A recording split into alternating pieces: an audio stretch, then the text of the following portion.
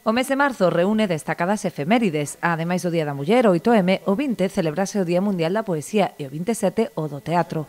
Por esta razón, dende o Departamento de Cultura de Ribeira programaron unha extensa oferta de actividades para todo tipo de públicos. Haberá 4 propostas teatrais para público adulto que se desenvolverán no Auditorio Municipal os venres ás 9:15 da noite. Imos comezar ás 9:15 da noite coa obra Pirolíticos de Mofa e Befa, un espectáculo pois na liña habitual desta compañía, un espectáculo cómico de humor, no que se van pois a escenificar ademais pois situacións do día a día con o obxectivo de facernos reflexionar como público pois sobre a cultura machista que aínda está instalada pois en moitos sitios. As funcións para adultos van a continuar nos seguintes venres á mesma hora coa obra clásica El acero de Madrid de Lope de Vega, que vai a estar pois interpretada pola compañía Noite de Bohemia.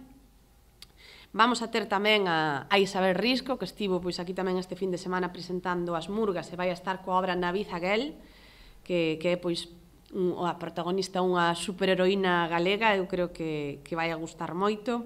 E remataremos o venres 24 coa comedia Vacacións, que é da compañía de Teo Até que Reté.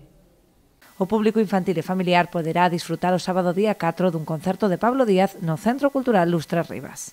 En canto ás propostas de público infantil familiar, empezaremos o sábado 4 e gracias á colaboración tamén do Departamento de Educación e Normalización Lingüística do noso Concello, vamos a contar con un concerto de Pablo Díaz, aquí no Centro Cultural Lustres Rivas, neste caso vai a ser ás 12 da mañá, e vamos a conmemorar tamén con eso un pouco o que foi o Día da Lingua Materna, que se celebrou esta semana. O 11 de marzo achegaránse a Maxa da man do Mago Pico a partir das 7 da tarde no auditorio, mentres que o día 25 tocará a quenda ao Circo Chosco cun espectáculo na Porta do Sol.